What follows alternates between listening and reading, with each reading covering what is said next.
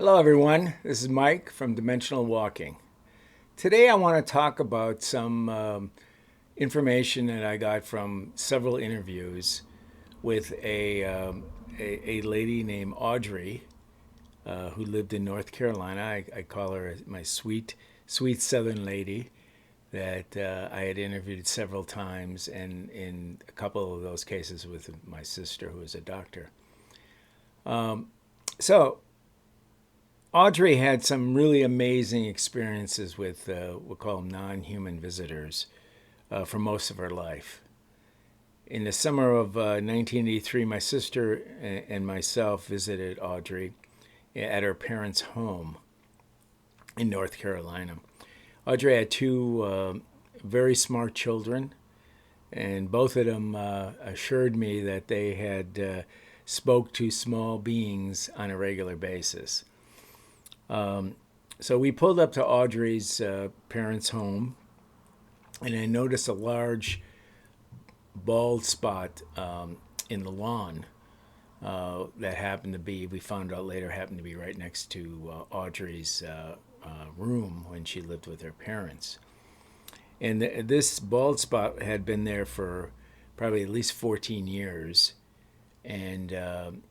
And it was just recently it had actually started growing a little bit of grass kind of sporadically around inside the circle. And of course, the circle was made by supposedly craft landing in that particular spot several times over Audrey's childhood. So the theory was that it got irradiated and killed all the vegetation, and it continued to keep vegetation from growing until eventually some vegetation did start growing. So, the circle appeared during her first 9 years of life, is when she had quite a few of these intense abductions. So it was kind of a tough part of her life. She had, these wild, lucid dreams with the big-eyed gray aliens, probably, and and then she had the typical, which she showed us, scoop marks on various parts of her body, and so in one of the stories, she told us that her grandmother was babysitting for her. And there was suddenly there was a strong kind of urgent knocking on her door, on her front door. And Audrey went over there to open the door, and her grandmother was right behind her.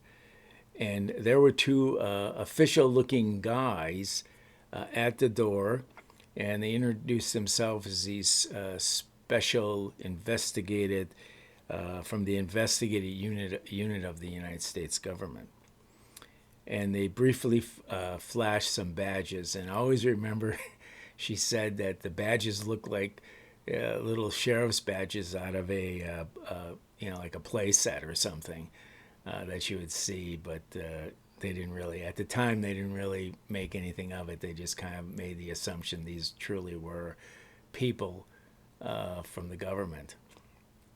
So, upon a little bit of closer examination, they looked at these guys, and they were quite strange looking. They were in very dark suits with baggy pants, kind of old fedora hats.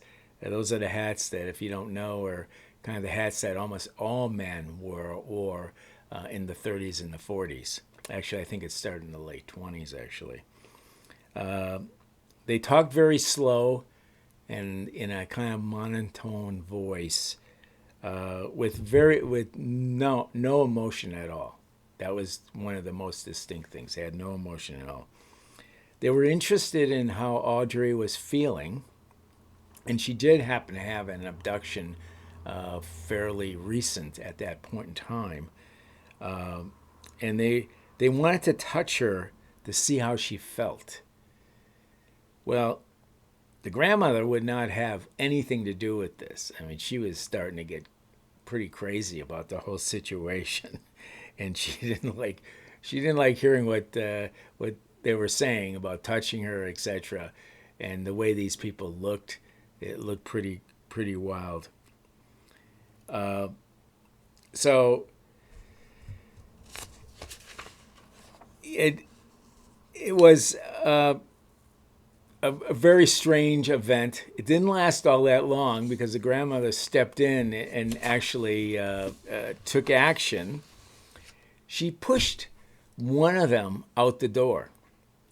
And she said, and Audrey said it was the most amazing thing because the grandmother said they were as light as a feather. There was nothing much to them.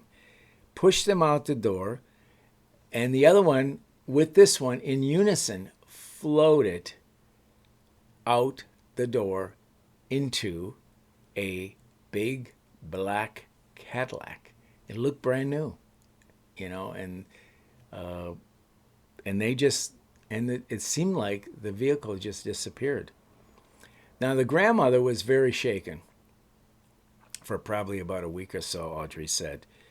And although Audrey felt quite amused by the whole situation, she said that even though the MIB seemed to be ineffective in whatever they were trying to do, outside of they did, I think the grandmother did mention that Audrey felt fine after they questioned her on that.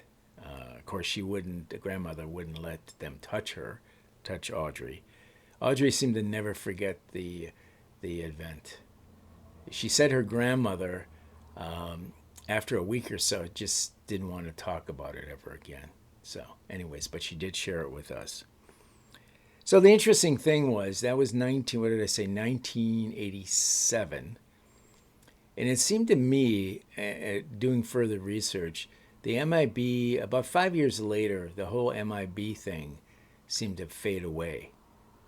I don't hear too many people having experiences, that typical kind of abduction, MIB follow-up situation nowadays. Now, I'm sure there is some, but at one point back in the 80s and the 70s and 80s, and very early 90s, there were a lot of these abduction/MIB encounters. So not sure what it was. Maybe they were called back to their planet X or Y, or maybe they retired to the junkyard. And the reason I say maybe they retired to the junkyard is, there has been quite a few people that thought that they were somewhat robotic, and they were robots, and they weren't any type of humanoid entities. So, okay, so just in a little bit of a side comment, Audrey and her family, all her and her extended family, had alien encounters, and we did quite a few interviews with them all.